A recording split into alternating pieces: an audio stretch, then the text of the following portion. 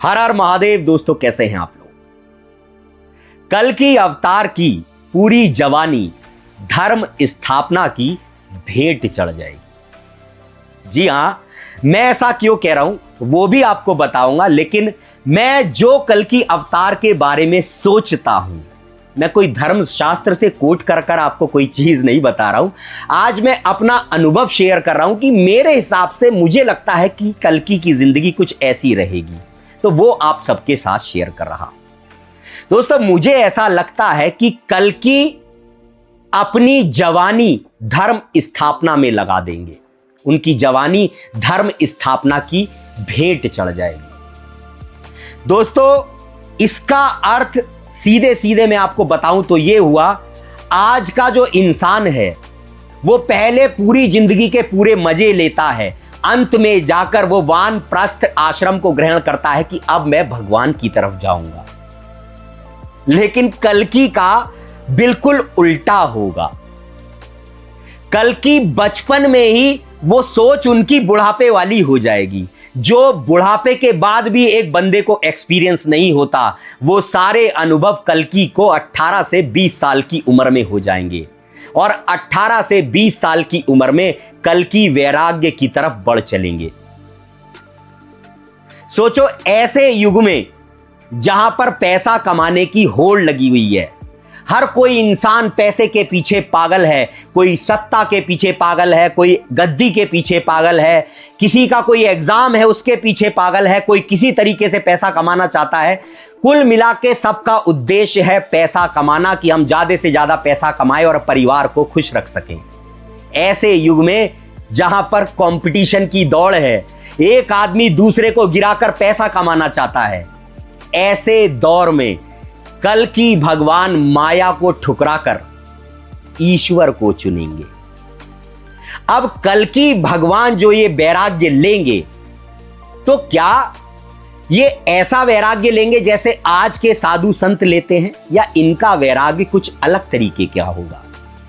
दोस्तों, मेरे हिसाब से जो कल्कि अवतार को मैं डिस्क्राइब कर सकता हूं वो कर रहा हूं, किसी धर्मशास्त्र से कोई कोट बात नहीं कर रहा हूं, लेकिन मेरे हिसाब से कल्कि कुछ ऐसे होंगे, जितना मैंने शास्त्रों को पढ़ा है उसके हिसाब से आपको बता रहा हूं। तो कल्कि जब वैराग्य की तरफ जाएंगे, तो क्या वो ऐसे ही वैराग्य की तरफ जाएंगे जैसे आज का एक इंसान जाता है? आज आपने देखा होगा, अच्छे अच्छे पढ़े लिखे लड़के, उन्हें भगवान की लौ लगती है तो वो क्या कर लेते हैं, भगवा कपड़े पहन लेते हैं, टीके लगा लेते हैं, घर बार छोड़ देते हैं, माँ बाप को छोड़ देते हैं, सारे घर को छोड़ देते हैं, सारी जिम्मेदारियों से मुंह फेर लेते हैं और कहते हैं मैं ईश्वर की खोज में जा रहा हूं। क्या कल्कि भगवान भी ऐसा संन्यास लेंगे, या उनका संन्यास कुछ अलग होगा? दोस्तों, मेरे हिसाब से कल्कि भगवान का संन्यास तन का संन्यास नहीं होगा, उनका मन का संन्यास होगा। वो घर पर रहकर सारे फर्ज निभाएंगे, मां का फर्ज निभाएंगे, बहन का फर्ज निभाएंगे, पापा का फर्ज निभाएंगे, बेटे का फर्ज निभाएंगे, भाई का फर्ज निभाएंगे, पिता का फर्ज निभाएंगे, पति का फर्ज निभाएंगे। सारे फर्जों को निभाते निभाते, एक ग्रस्त आश्रम में रहते रहते, इस कंपटीशन के दौर में रहते रहते, कल्कि भगवान वैराग्य की तरफ जाएंगे। आज का समाज का वैराग्य कुछ अलग तरीका का होता है। आज के जो लोग हैं वो बाहर से वैराग्य लेते हैं, अंदर से वैराग्य नहीं लेते। जैसे कबीर कहते हैं, तन को जोगी सब करें, मन को बिरला कोय, और सहज सब विधि पाइए जो मन जोगी होए। कबीर कहते हैं कि कलयुग में तन को रंगने वाले साधु संत तो बहुत मिलेंगे, लेकिन एक भी साधु ऐसा नहीं होगा जो अपने मन को रंगेगा। कह रहे हैं, तन को जोगी सब करे, मन को बिरला कोय, यानी एक होगा, एक ऐसा होगा जो मन को रंगेगा, और वो होंगे कल्कि।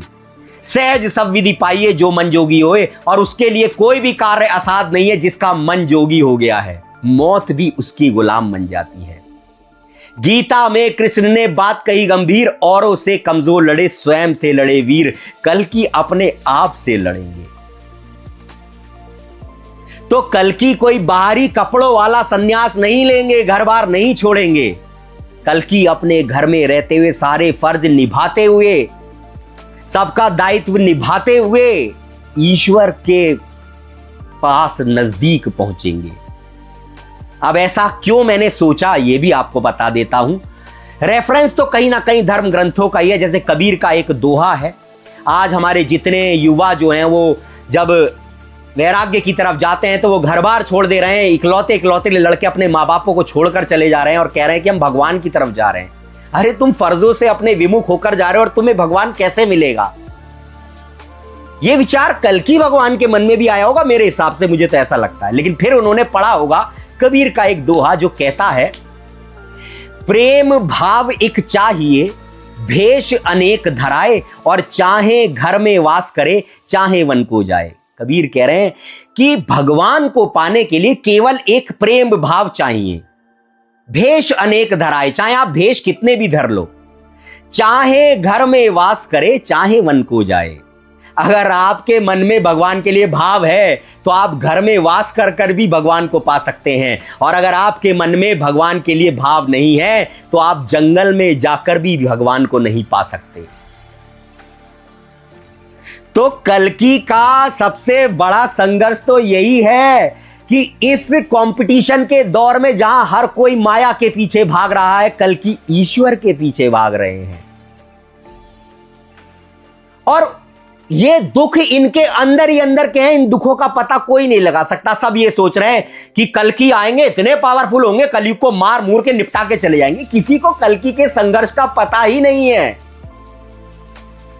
अरे कल्कि जब मानव रूप में भगवान आते हैं तो वो बड़े साधारण, बड़े कमजोर बनकर आते हैं।